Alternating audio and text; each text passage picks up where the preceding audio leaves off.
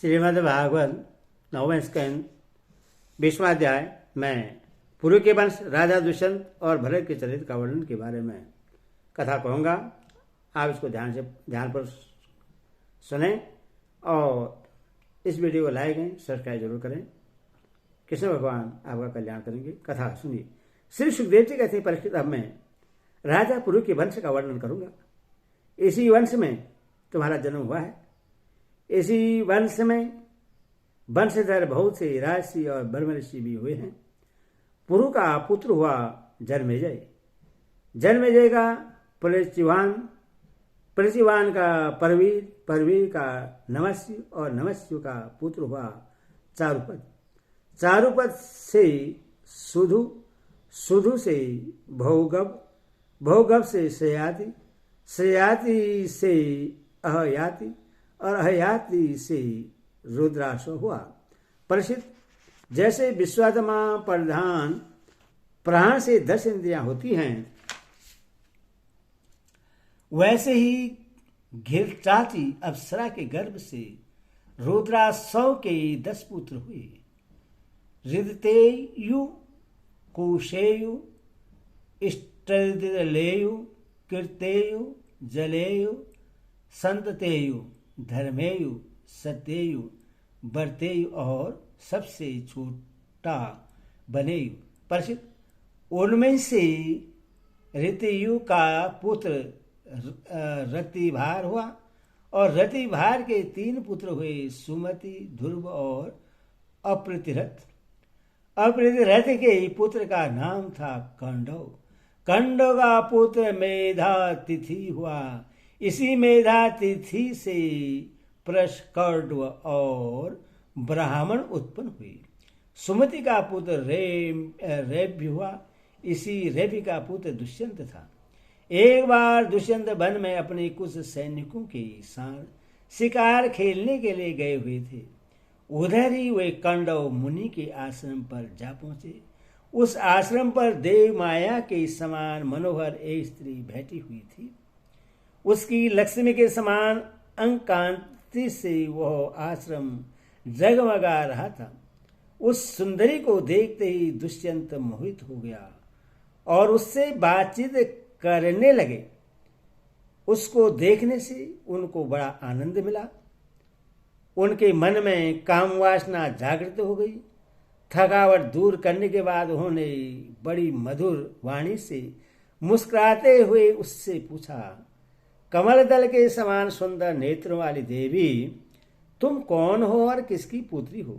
मेरे हृदय को अपनी ओर आकर्षित करने वाली सुंदरी, तुम इस निर्जन वन में रहकर क्या करना चाहती हो? सुंदरी, मैं सब समझ रहा हूं कि तुम किसी क्षेत्री की कन्या हो, क्योंकि पुरुवंशियों का चित्त कभी अधर्म की ओर नहीं झुकता।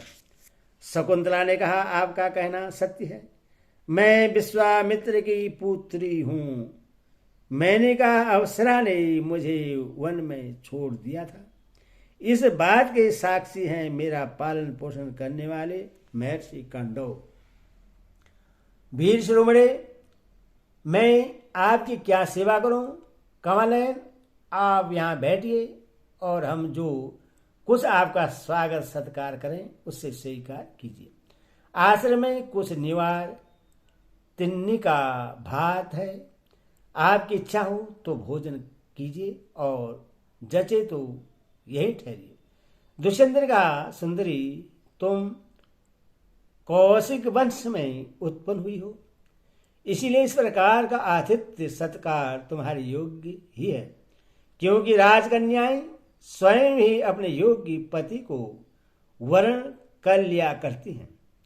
शकुंतला की स्वीकृति मिल जाने पर देश, काल और शास्त्र की आज्ञा को जानने वाले राजा दुष्यंत ने गार्धव विधि से धर्मानुसार उसके साथ विवाह कर लिया। राजसी दुष्यंत का वीर अमोघ था। रात्रि में वहां रहकर दुष्यंत ने शकुंतला का सहवास किया और दूसरे दिन सवेरे वे अपनी राजधानी में चले गए। समय आने पर शकुंतला को एक पुत्र उत्पन्न हुआ। महर्षि कंडव ने वन में ही राजकुमार की जात कर्म आदि संस्कार विधि पूर्वक संपन्न किए। वह बालक बचपन में ही इतना बलवान था कि बड़े बड़े सिंहों को बलपूर्वक बांध लेता और उनसे खेला करता। वह बालक भगवान का अंशांश अवतार था। उसका बल विक्रम अपरिमित था। उससे अपने साथ लेकर रमणी रतन शकुंतला अपने पति के पास गई। जब राजा दुष्यंत ने अपनी निर्दोष पत्नी और पुत्र को स्वीकार नहीं किया, तब जिसका वक्ता नहीं दिख रहा था और जिससे सब लोगों ने सुना, ऐसी आकाशवाणी हुई, पुत्र उत्पन्न करने में माता तो केवल धोखनी के समान है। वास्तव में पुत्र पिता का ही है, क्योंकि पिता ही पुत्र के रूप में उत्पन्न होता है। इसीलिए दुष्यंत, तुम शकुंतला का तिरस्कार न करो, अपने पुत्र का भरण पोषण करो। राजन, वंश की वृद्धि करने वाला पुत्र अपने पिता को नरक से उबार लेता है। शकुंतला का कहना बिल्कुल ठीक है। इस गर्भ को धारण करने वाले तुम ही हो। प्रसिद्ध पिता दुष्यंत की मृत्यु हो जाने के बाद वह परम यशस्वी बालक चक्रवर्ती सम्राट हुआ। उसका जन्म भगवान के अंश से हुआ था। आज पृथ्वी पर उसकी महिमा का गान किया जाता है। उसके दाहिने हाथ में चक्र का चिन्ह था और पैरों में कमल कोश का। महाभिषेक की विधि से राजाधिराज के पद पर उसका अभिषेक हुआ। भरत बड़ा शक्तिशाली राजा था।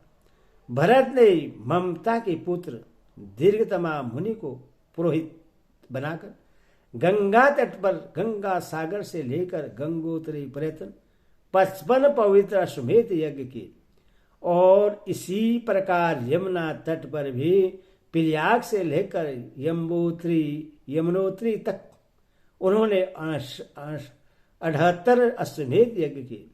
इन सभी यज्ञों में उन्होंने अपार धनराशि का दान किया था। दुष्यंत कुमार भरत का यज्ञ अग्निस्तावन बड़े ही उत्तम गुण वाले स्थानों में किया गया था। उस स्थान में भरत ने इतनी गौएं दान दी थी कि 1000 ब्राह्मणों में प्रत्येक ब्राह्मण को एक एक बद्ध गौएं मिली थी। इस प्रकार राजा भरत ने उन यज्ञों में 135 घोड़े बांधकर 133 यज्ञ करके समस्त नरपतियों को असीम आश्चर्य में डाल दिया। इन यज्ञों के द्वारा इस लोक में जो राजा भरत को परम यश मिला ही, अंत में उन्होंने माया पर भी विजय प्राप्त की और देवताओं के परम गुरु भगवान श्री हरि को प्राप्त कर लिया। यज्ञ में एक कर्म होता है मडार। उसमें भरत ने सुवर्ण से विभूषित सफेद दांतों वाले तथा काले रंग के 14 लाख हाथी दान किए। भरत ने जो महान कर्म किया वह न तो पहले कोई राजा कर सका है और न तो आगे ही कोई कर सकेगा। क्या कभी कोई हाथ से स्वर्ग को छू सकता है? भरत ने दिग्विजय के समय किरात, हूण, यवन, अंध्र, कक, खस, शक और मलेच्छ आदि समस्त ब्राह्मण द्रोही राजाओं को मार डाला। पहले युग में बलवान असुरों ने देवताओं पर विजय प्राप्त कर ली थी और वे रसातल में रहने लगे थे। उस समय बहुत सी देवगनाओं को रसातल में ले गए थे। राजा भरत ने फिर से उन्हें छुड़ा दिया। उनके राज्य में पृथ्वी और आकाश प्रजा की सारी आवश्यकताएं पूर्ण कर देते थे। भरत ने 27,000 वर्ष तक समस्त दिशाओं का एक छत्र शासन किया।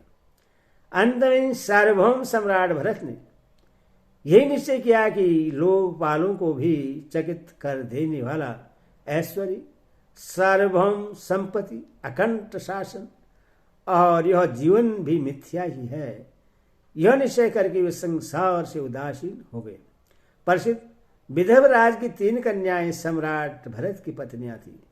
वे उनका बड़ा आदर भी करते थे। परंतु जब भरत ने उनसे कह दिया कि तुम्हारे पुत्र मेरे अनुरूप नहीं हैं, तब वे डर गई कि कहीं सम्राट हमें त्याग न दे। इसीलिए उन्होंने अपने बच्चों को मार डाला। इस प्रकार सम्राट भरत का वंश विधत अर्थात विच्छिन्न होने लगा।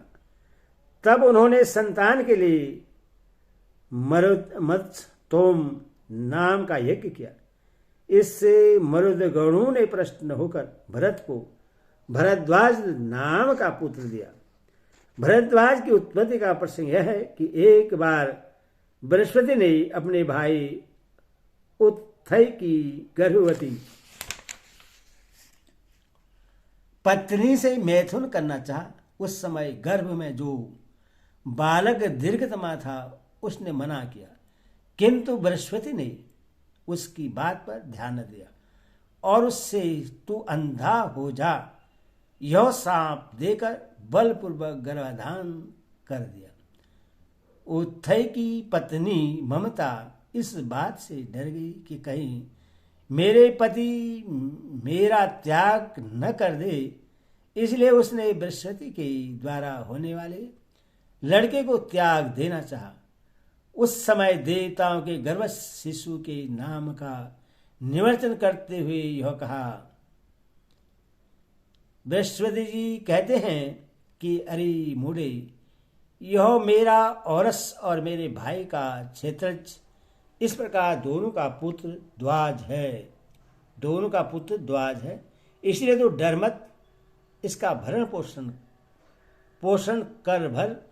इस पर ममता ने कहा, बृहस्पति यह मेरे पति का नहीं, हम दोनों का ही पुत्र है, इसलिए तुम ही इसका भरण पोषण करो।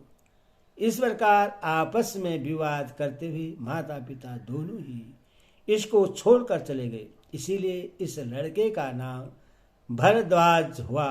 देवताओं के द्वारा नाम का ऐसा निर्वचन होने पर भी ममता ने यही समझा कि मेरा यह पुत्र विधत अर्थात अन्याय से पैदा हुआ है, अतः उसने उस बच्चे को छोड़ दिया।